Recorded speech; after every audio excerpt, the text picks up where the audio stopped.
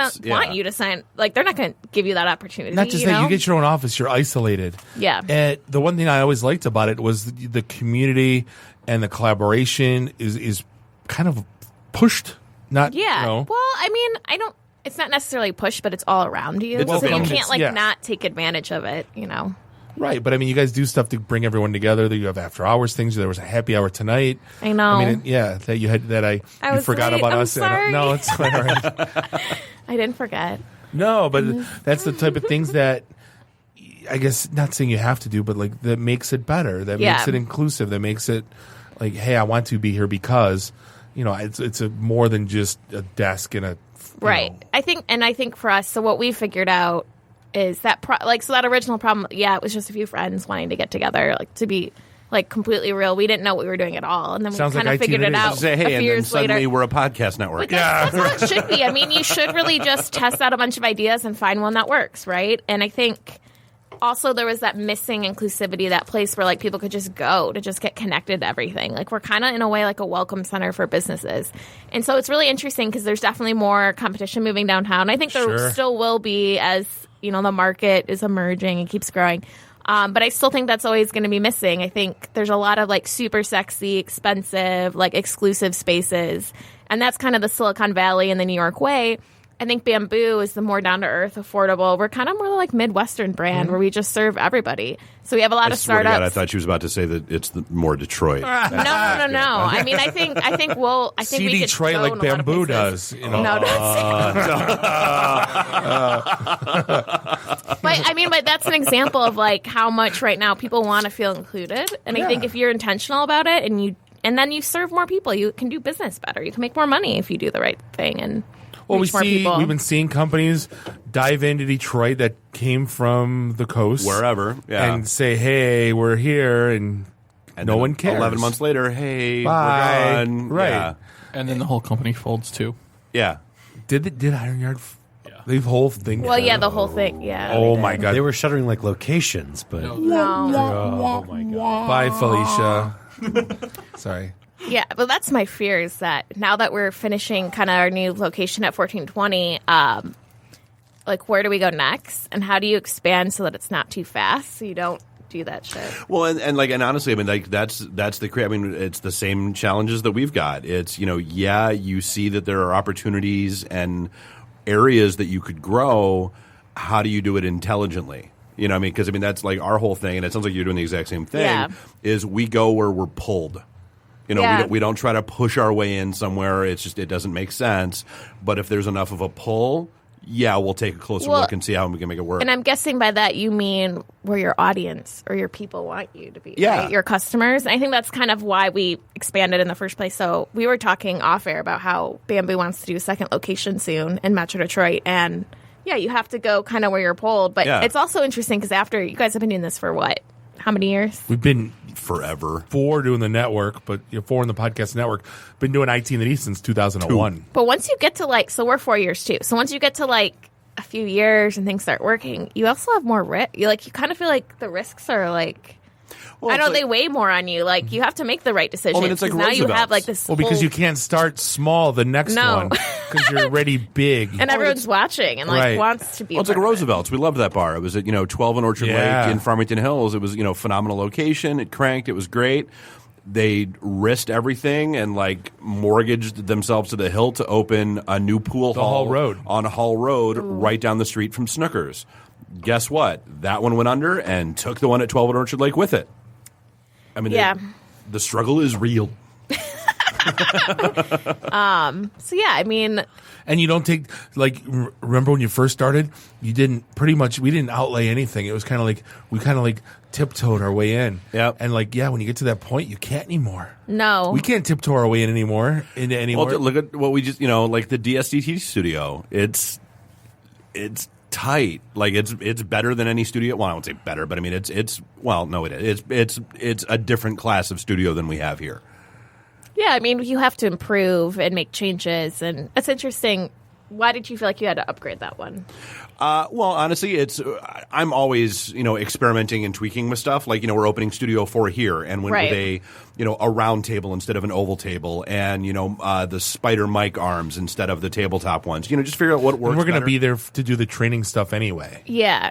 So it went hand in hand. No, that's a great. I mean, and they have a community that can feed into your community. That was a smart decision. And then we're going to be teaching podcasting classes there. That's To exciting. people who will then pay us to do podcasts in our studio. I still think that's a pyramid scheme. We may have to ask the lawyer. Sounds like a good one to me. Yeah. But no, I mean it is. I mean it's like okay. So the way the room was configured, I could easier than here soundproof the ceiling. That place was a jail. It's like all soundproof. Right. Yeah, it's the 3rd District Police Station. It was amazing. We built the studio in the old drunk tank, like for reals, which is oh so appropriate. The ghost still I think exists. Bob just nodded, really excited. But I mean, so it's truly an acoustically dead room, and there's, and it's a bigger room. So like we've got a whole 10 by 12 area beyond the podcast setup that, we've had people ask us, hey, could we use one of your studios for like photo shoots and stuff? Well, all right. So we've got the green screen backdrops, all that stuff. That's going in down there because there's that huge extra space down there.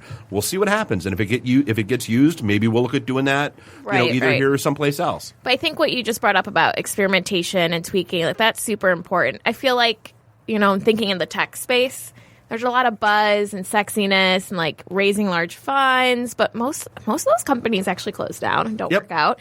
And I think the ones that do work out listen to their customers, tweak, improve, kind of slowly iterate and make it better. Yeah, don't be afraid to fail quickly. Don't be afraid to fail, but if you're going to fail fast. Like learn. Okay, not that way. This way, and get customers first. Yeah, I mean, and ask, make money, and then use the money to grow. Right, exactly. No, we see too many startups that like they have great ideas and pitch and get funding, and it's like, how about you get like, and they get their own space and ping pong tables and foosball and they hire tables hundreds of people, and then all of a sudden, a year later, and they're gone. No, you do what IT companies do. You discount at 90%. You use them as your proof of concept facilities. Then you perfect it and basically use them as a sandbox. You say, hey, you get cutting edge technology at nothing, but you're going to struggle with us a little bit. Yep. And then there's going to be a white paper. Right. And that's how we're going to go sell. And then you're going to be a reference customer. Yep. When everything goes good. No, what they're doing to me is then they're like, okay, now you're going to pay 10 times more. And they're not even like changing the product. Like a couple of the startups we've been using at Bamboo, like the technology side. Yeah. They started so cheap that we were like, cool, perfect. Like the connected doors we have, the software. And then they like quadruple, like 10x their price, and they like aren't adding that much shit. And I'm like, no, you're going to meet me like halfway. The first hit's free, kid. Yeah, it's called a drug dealer. The drug dealer business model. No, you're supposed to maintain. You don't do that unless they like have an elevated like, hey, here's 2.0. It's going to cost you. Yeah, you're still on 1.0. We're on 3. Yeah, do you want it or we can't afford to Thank you for buying 1.0. That's what you're supposed to do it. Well, I negotiate. I'm like, no, I'm not paying that.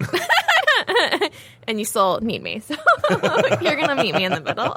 Right. You set the precedent, not me. Don't make me badmouth you to the entire tech community. Remember when you needed me? Right. But now, so now we're starting to build our own stuff. But we were just talking about how the cool thing about Bamboo is we're this community space. So new people come in all the time. Like Jake, who's in the startup community, referred, a young 17, 18-year-old that he's mentoring, and he spent his spring break working on his own VR technology at Bamboo. I'm like, dude, I did not do that during spring break. And now he's helping us finish some of our stuff. And, you just constantly get connected to, like, super talented people that you wouldn't know existed otherwise. And right. No, it's kind of cool. And this is kind of a hotbed for that stuff happening. Well, yeah, because, God, there are so... Well, there's story after story after, and one from TechCrunch that we talked about a couple weeks ago. There are just so many startups here, in the Metro Detroit area, but especially even downtown, that it's insane. And they need spaces like that. For all the reasons you were just talking about, because there are some glitzy names that are coming to town now because it's the cool thing to do, but startups aren't looking to pay what they want for that stuff, which I guess is a good segue. Well, but I also think that's kind of like Detroit, right? Like space is cheap in Detroit still, and we're bootstrapping because we don't have as much venture capital in Detroit. Right. So, I think that's it's a very Silicon Valley, New York model to have very high-end fancy space that's expensive when I think co-working and shared space should be more affordable. But see, now the thing is with Detroit is we don't care if it's nice and fancy. We'd rather have gritty, overlooking function before form, man. Yeah, we'd ever I actually don't know if I like that word gritty because it sounds like dirty a little bit. No, not in a dirty way. Yeah, to me, gritty is the Russell, dude. Let's. No, Russell's a little dangerous. It doesn't have proper safety controls or working fire. No, honestly, you may not be able to go up and down the stairs, but you will figure a way out. brick walls, big windows, nice view. Right? It's not fancy. Cheap, nearby downtown. Right. That's what I'm thinking when I say gritty. That's my envision is overlooking Comerica, not overly brick walls. Yeah. Which is one of wood our... floors that creak. So I think what's interesting is I think that's one of our biggest selling points is it's cheap here and we have talent. So you can put those together and you can make it work. So it's interesting to watch what's happening downtown with the rates going up because... I personally would love to see more local companies, and I think it's cool that Bamboo can be a launching pad and help that. Even on the retail side, I think we need more local pop-ups. Like downtown Ann Arbor, it's all local shit. Your support that's what makes Detroit unique too. It's cool that there's Nike there. You need some of that big brand stuff, but I can go online and order that. I can't go online when I'm visiting Detroit and order all this other craft or unique products that people are making. When I went to Chicago, we had a choice of going everywhere, and I said, I'm eating here. I go, why are you eating there? And I go, because I can only get it in Chicago. Yeah, that's I'm eating dinner at Giordano's. Your Italian beef, Bob. Italian beef, Portillo's. I made the whole office go. And the line, it was a madhouse, but that's what I wanted. I go, we could go, we walked by 15 other places, but that's, I wanted the local experience. Yeah, that's how I feel too. So, which kind of segueing back is, what is pricing like at Bamboo? That's a great question. So we did have to raise our prices slightly now that we have this big brand new space and a better building. We're not above a bail bonds anymore and below a recording studio. We started the real gritty way. So it's $150 a month for open co-working, but you get access. We're still really all inclusive. We don't charge people for extra printing or extra conference room time. It's all one thing. You don't even charge for coffee, do you? No, that's all included. That's what I thought, yeah. We use Ash Supply. Cheap. They're great local coffee. Yeah, it is. It's still pretty affordable. And then our offices are $800 up to $1,600, but that's for 1 to 2 up to 6 to 8. So it still is pretty affordable. You're going to have slightly smaller space in your office, but most people are fine with it. I mean, it's comfortable. It's not super shrunken small like, other places can make it. But absolutely. How many people can fit into a private office? So our large ones that are 1,600 would be up to 6, probably 6 or 7.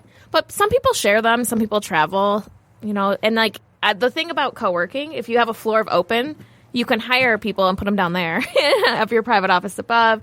People they set it up however they want to make their company work, We have an ad agency that might be moving in onto our floor there might be a back area that we'll do a little later. They're a little bit bigger. They're 10 people, but they hire a lot of freelance talent. Right. So it was a little extra perk. They can put them downstairs, still monitor them, make sure the stuff's getting done, but have their privacy on another floor. Tell me about your starter package.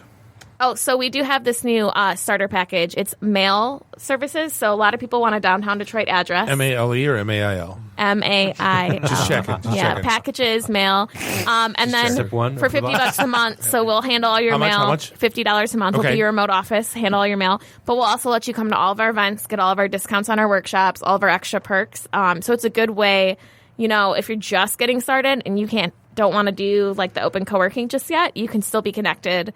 You'll get our weekly emails. You get to come to our office hours and consulting. And we thought, we just launched that this year, and it's working out really well. It seems to be very helpful for people. I think in Detroit, too, we still have a very early stage ecosystem. I don't know if you guys agree on this, but it seems like there's still a lot of small businesses coming out of Build or Food Lab. And, we're still kind of all getting grounded everything and getting better. And I think stuff like the starter package just makes it easier for them. Oh, absolutely. Well, very cool. Yeah. So, and where do we go to find out more? BambooDetroit.com or 1420 Washington between the hours of 10 and 4. Second floor, third floor? Third floor, and then we're opening the fourth floor in a couple months. Okay. So we may be able to do a podcast studio for you guys now. Is there event space? That's the one thing I forgot to ask. We do. So we have this new cafe area, we call it, and Yeah. it's events at night up to 50 to 60. And then the building has a beautiful event space on the top floor. It's 10,000 square feet, like a loft style, red brick, big windows. You see Washington Boulevard, huge. So you can do up to 200 to 300 people. What's the cost on that? So we don't manage that event space. Ours